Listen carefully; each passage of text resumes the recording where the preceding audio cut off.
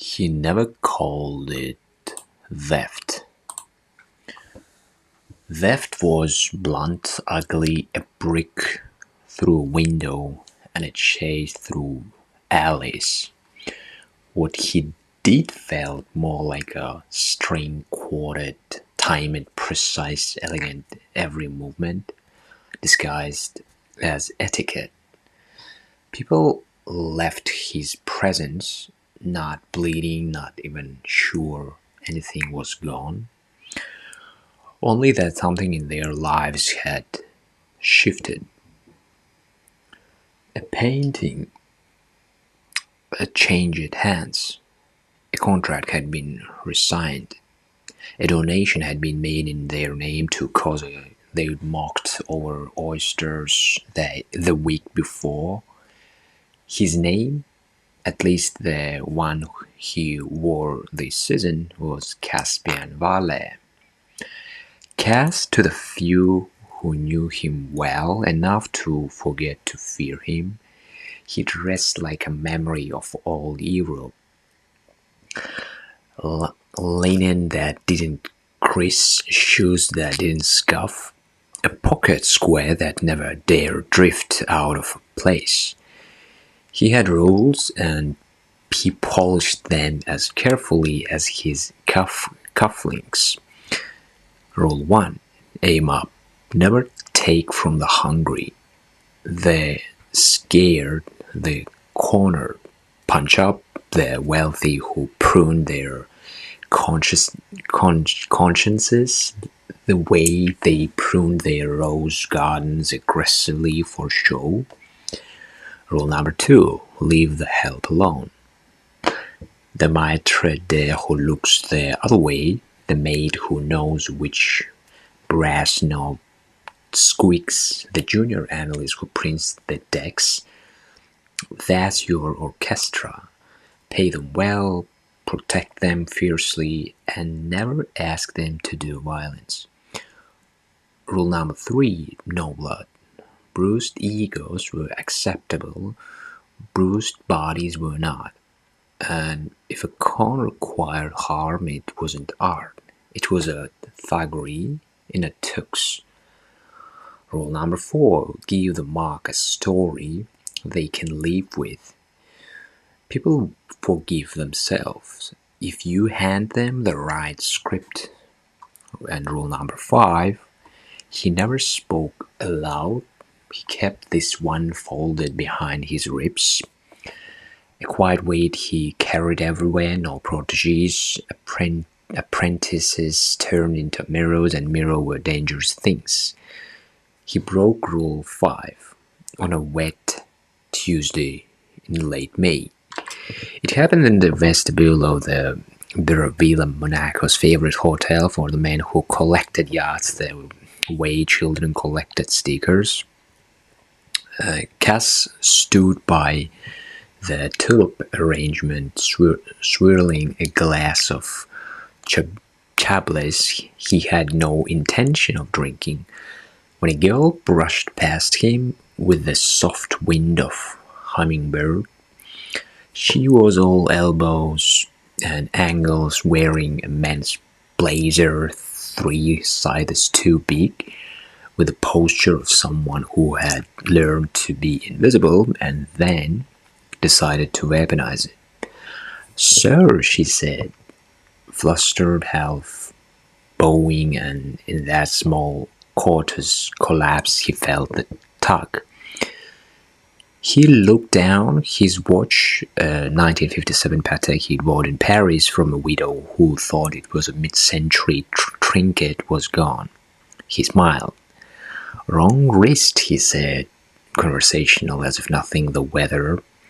He didn't look at his wrist. He looked at her eyes. They were a sharp, improbable grin. His left hand twitched. She didn't run.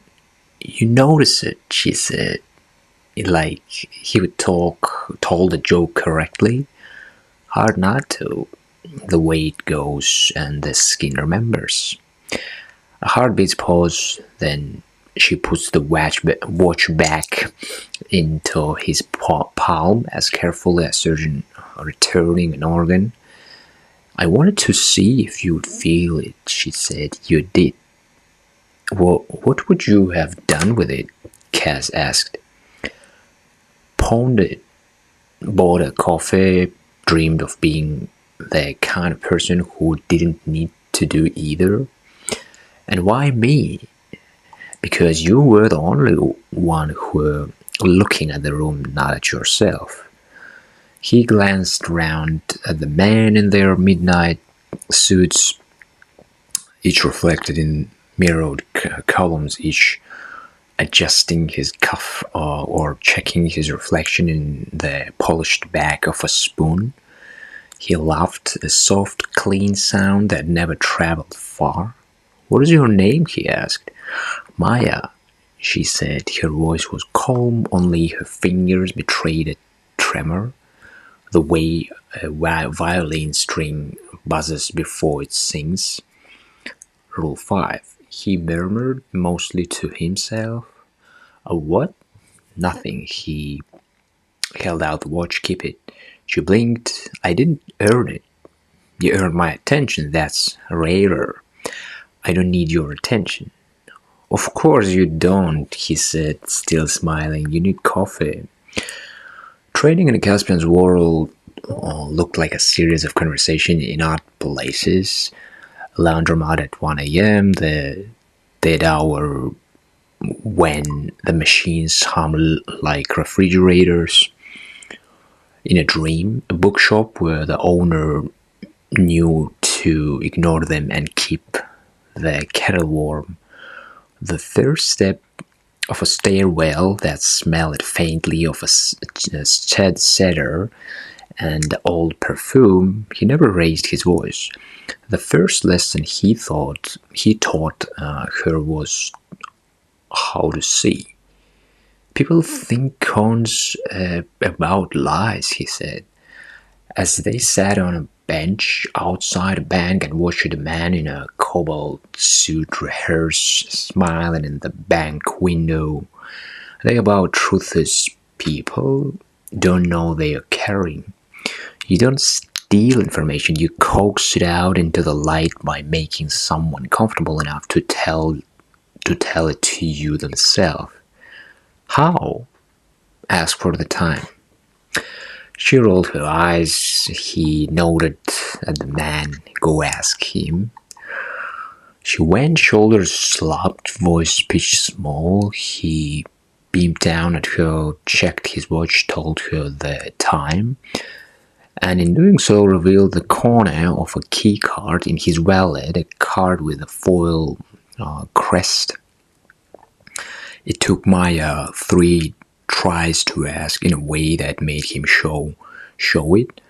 3 tries to get the angle so the reflection on the glass told her the door code when hyped it.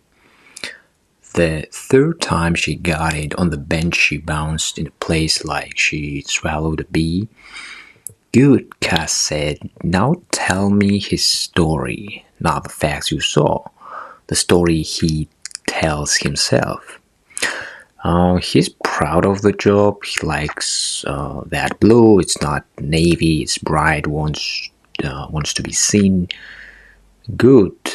So what does he fear?" "Being ignored," she said. "Being ordinary." "So what does he buy?" Anything with a logo big enough to be seen from space." Cass nodded. "If we wanted his attention, what would we sell him?" "Something louder, right?" They didn't hit him, they never would, but they would hit a man like him, his boss, the one who wore navy because he didn't need a blow to announce himself, the one who signed the letters that shut down clinics in neighborhood he would never walk through. Cass had a ledger of such men, thick as a hymn book. He never checked it when he was happy. He only opened it when the world reminded him that it still rewarded cruelty. The second lesson was exit strategy. Anyone can get in, Cass said. The art is in getting out. A good exit feels like relief to the mark. That's not possible, Maya said. It is if you let them keep their story. He told her about the tech investor in London who loved to be the smartest man in any room. The man had left two founders bankrupt after baiting them into a predatory bridge loan and then pulling it. 3 years later, at a charity dinner for innovation literacy, Cass introduced himself as a venture capitalist first mentor, complete nonsense, and told the story in front of donors and cameras of a brilliant kid who needed just one more chance. Then he presented a so-called prototype that was really like a piece of performance art, a glass box with a single coin that doubled itself every minute, proof of exponential growth, which it was, and sort of given a hidden magnet and a clockwork mechanism. The investor, intoxicated by the narrative, bid a ridiculous sum to sponsor it.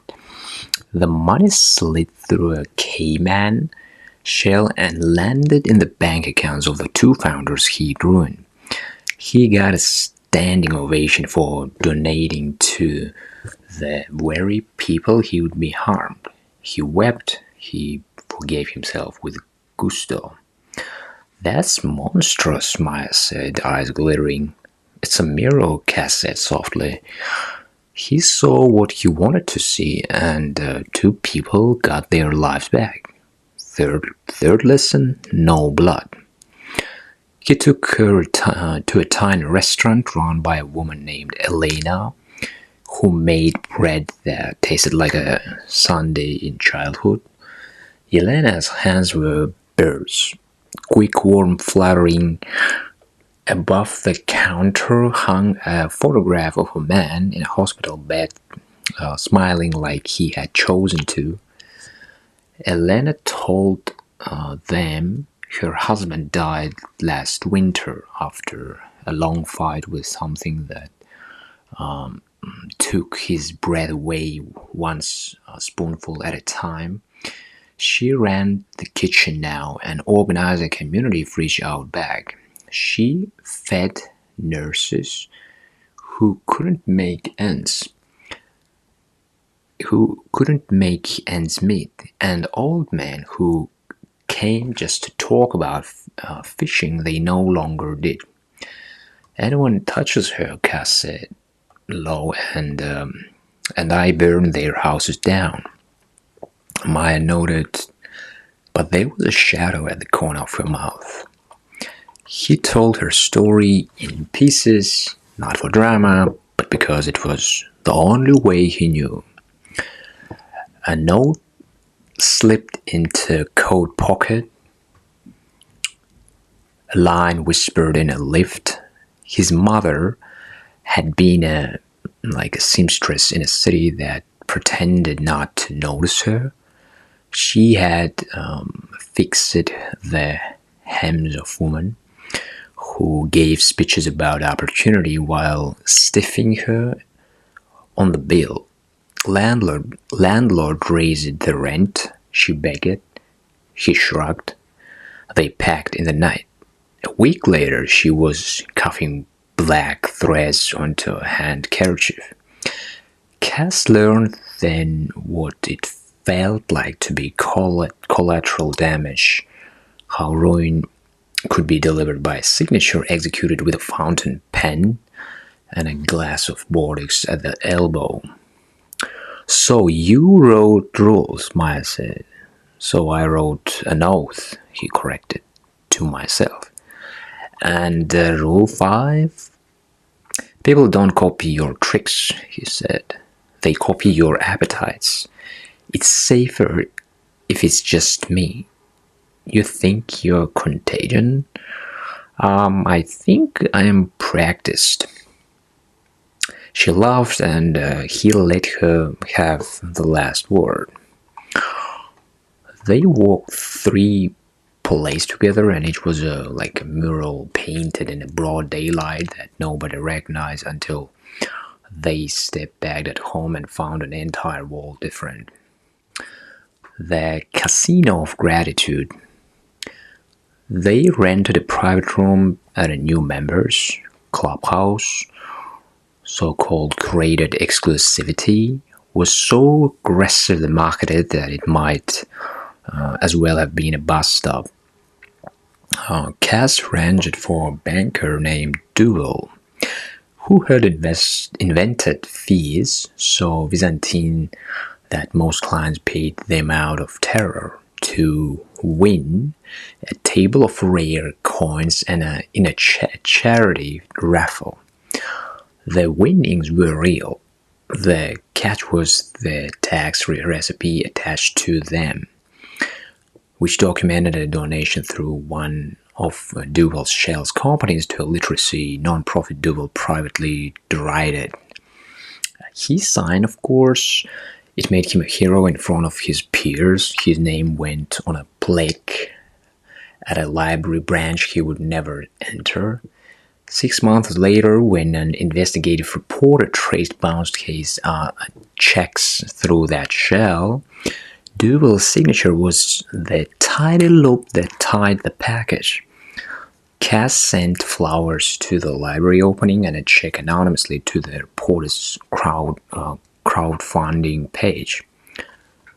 The Phantom Provenance. An oligarch's girlfriend collected a contemporary art and liked to tell people she supported emerging voices.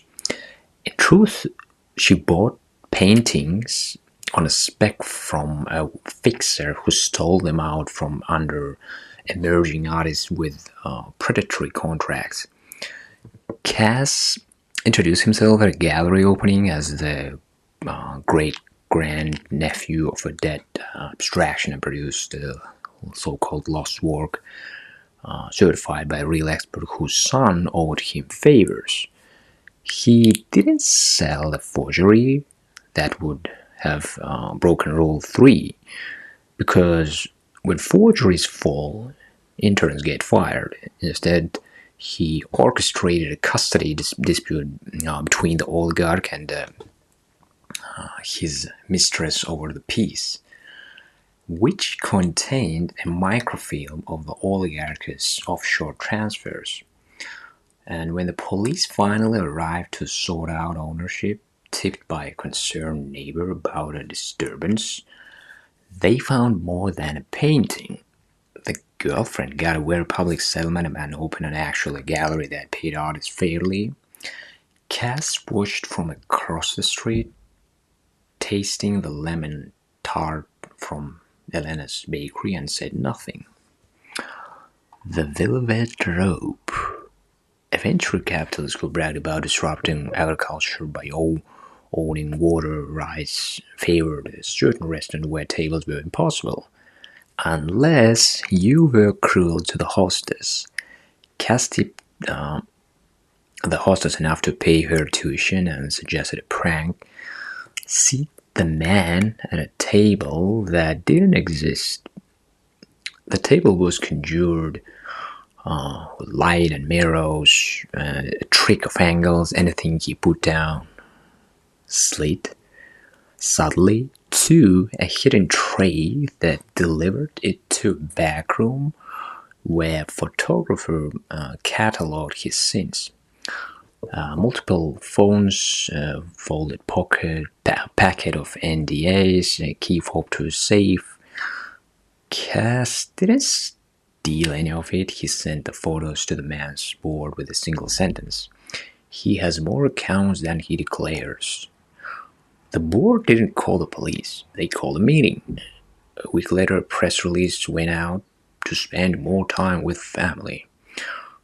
Cass rolled his cuff and checked his watch. Tick. Relief. Each time Maya watched each time Maya watched with that buzz in her fingers, the hunger barely contained. She learned to sketch a Mars profile from a single dinner, who they feared, what the story they would buy, which door they didn't know they were leaving open. She learned to exfiltrate without being seen. 2. Let a target feel like a champion. To donate fast and anonymously before an illegal storm could freeze the funds. She learned to treat their network, the maitre, the driver, the perfume counter girl, with reverence. And she learned the cold satisfaction of watching someone who had made a sport of breaking people finally slip on their own narrative. But hunger has a way of changing what counts as up. The force job was not supposed to be a job, it was supposed to be a rehearsal. A same swap drill: take a small potato, practice the move, give it back with a note and a lesson. They choose a soft target purely because soft targets teach you the machines without the moral baggage. Or that's how Maya argued it. Cass hesitated. We practice on ourselves, he said. Rule 2, Rule 3, Rule 4, she recited. No harm, no blood. Give them a story they can live with. I will put it back in an hour. They won't even know. He looked at her hand, steadier now, skilled. The tremor gone, the hum replaced by a kind of silent tune only she could hear. He felt the Rule 5 stir like an old ache. Pick someone who can afford to forget, he said. Do not make me regret this. She nodded. She picked a target, a mid-level operations manager at a private clinic that had been overbilling ambulance rides and pocketing the difference. The manager on Instagram was a shrine to watches and so-called hustle. Easy, she thought, up the ladder. Only later, too late, did she learn that the man's Instagram was aspirational, not documentary. The watches were rented. The hustle was a mask. At home, his sister Elena, with a bread and the bright laugh, kept his 2 children on the nights he slept in his office because he couldn't afford childcare. He had taken the clinic job to get their father into trial treatments. He wasn't the architect of the overbilling, he was a cog.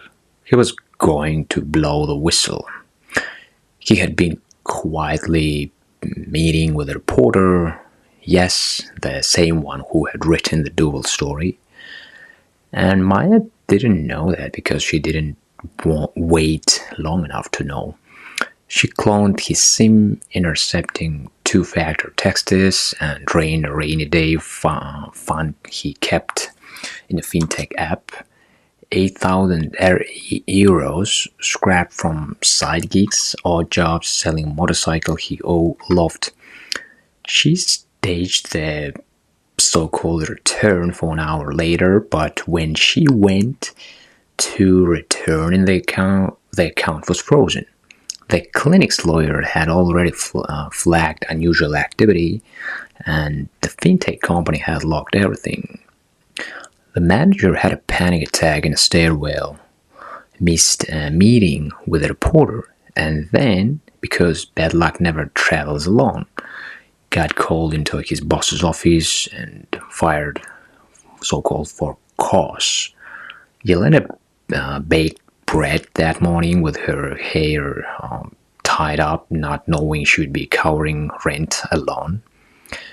By the time I realized the chain reaction, it had already run through the gears.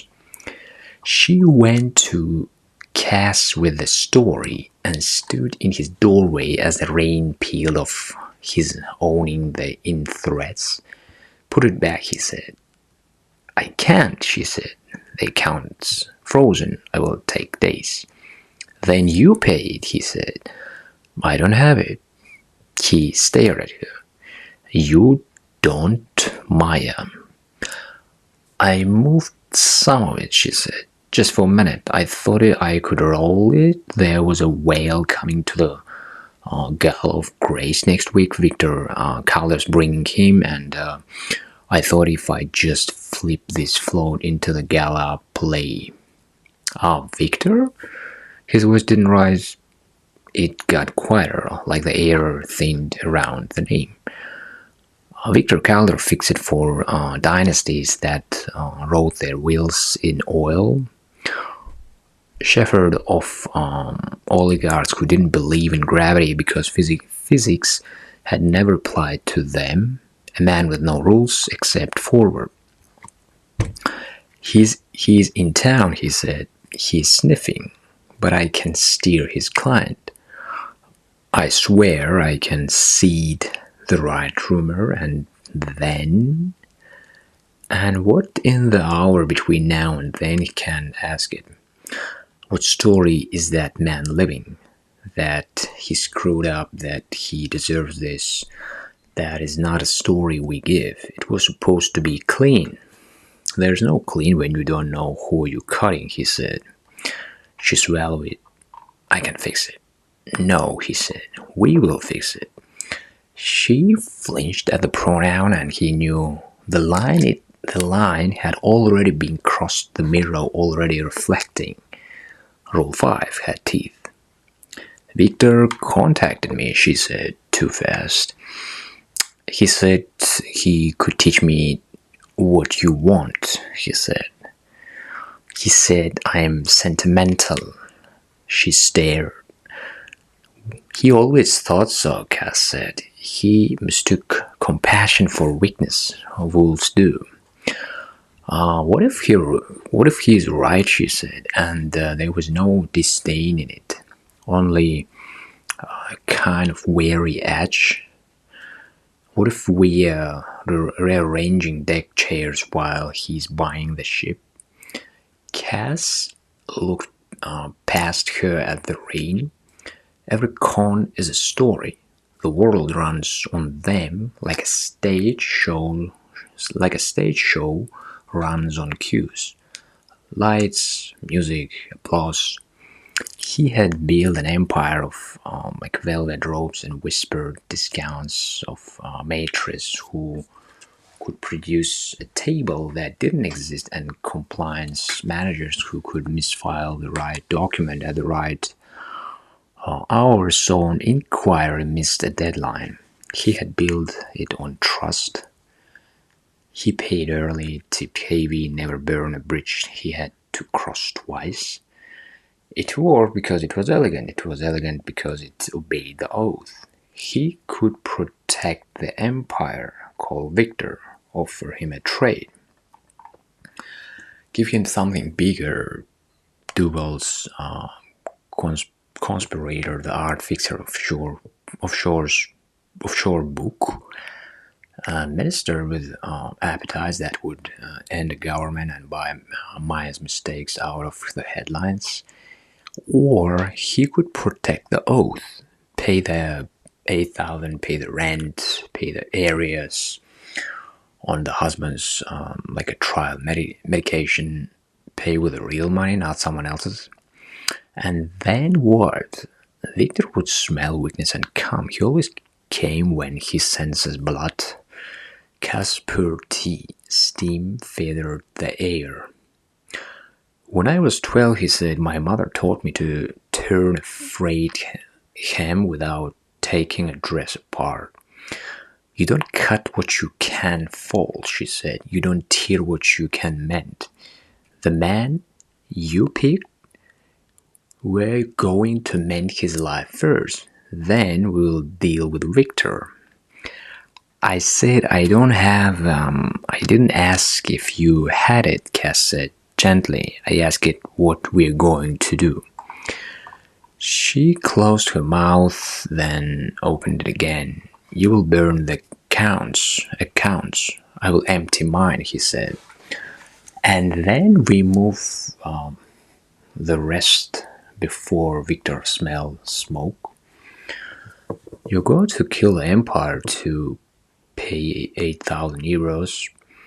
I'm going to keep rule one alive, he said. Empires can rebuild, codes once broken don't set right. She stared at him for a long time, then rain ticking like a metronome. Then she looked away. You're going to hate me for this part, she said. He waited. I already told him, she said, voice very small now, the tremor back in her fingers. About the gala, I thought I could outplay him. The teacup in his hand felt suddenly heavy, as if like a gravity had come back twice as strong.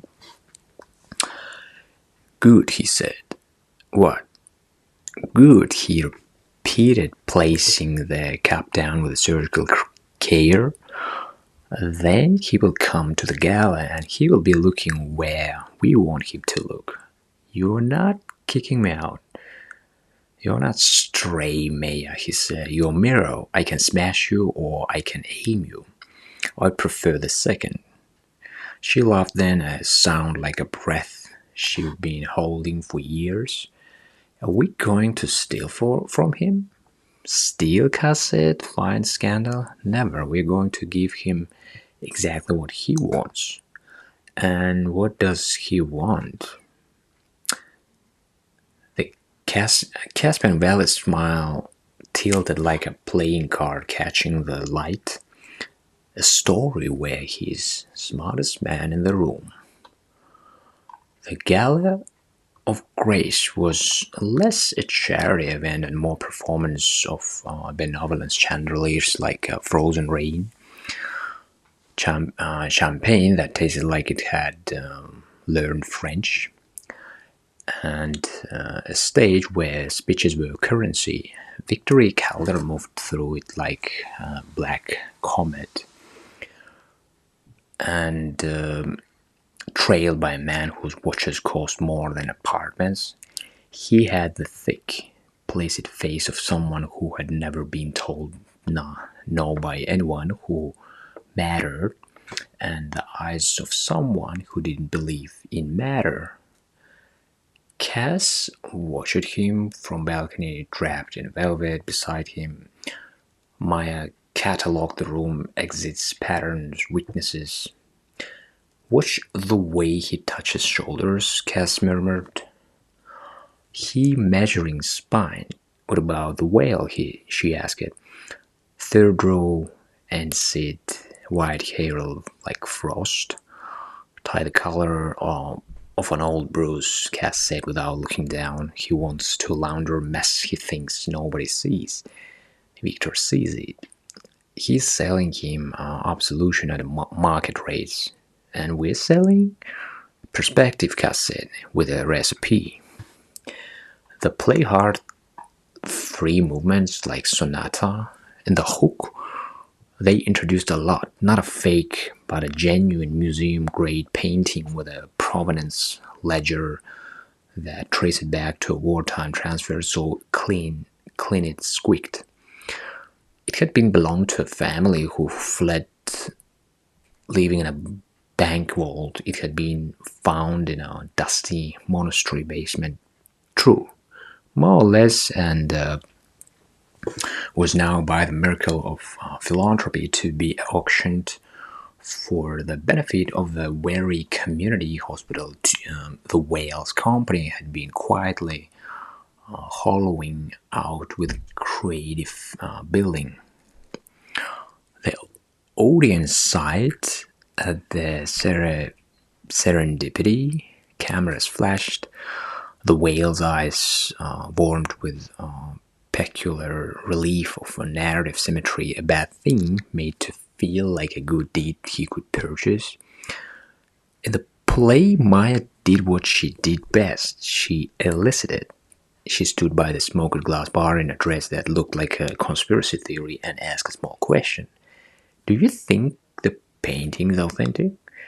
Do you know the family? Is that like a real Van Dongen or Dongen? Man told her the truth too impressed her with their knowledge. One mentioned in an undertone meant to sound dangerous and therefore attractive that Victor's lawyers had been laundering assets through a new Liechtenstein foundation.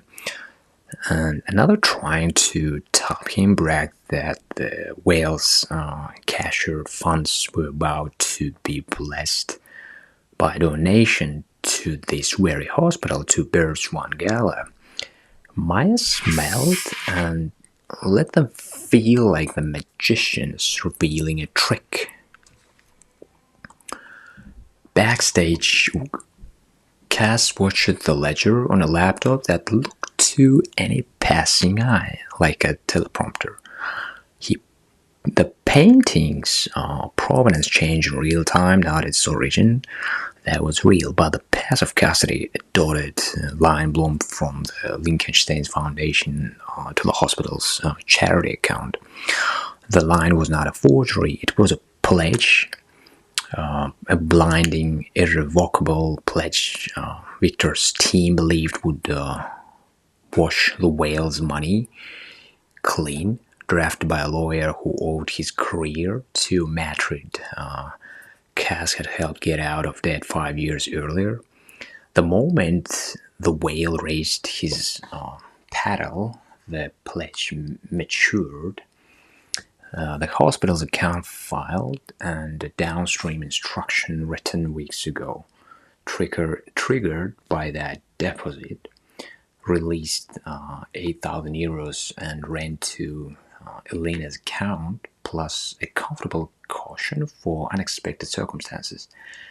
A separate instruction unfroze the fintech account. Another sent a calendar invite to the reporter the manager had missed, with a subject line like "Still want to talk?"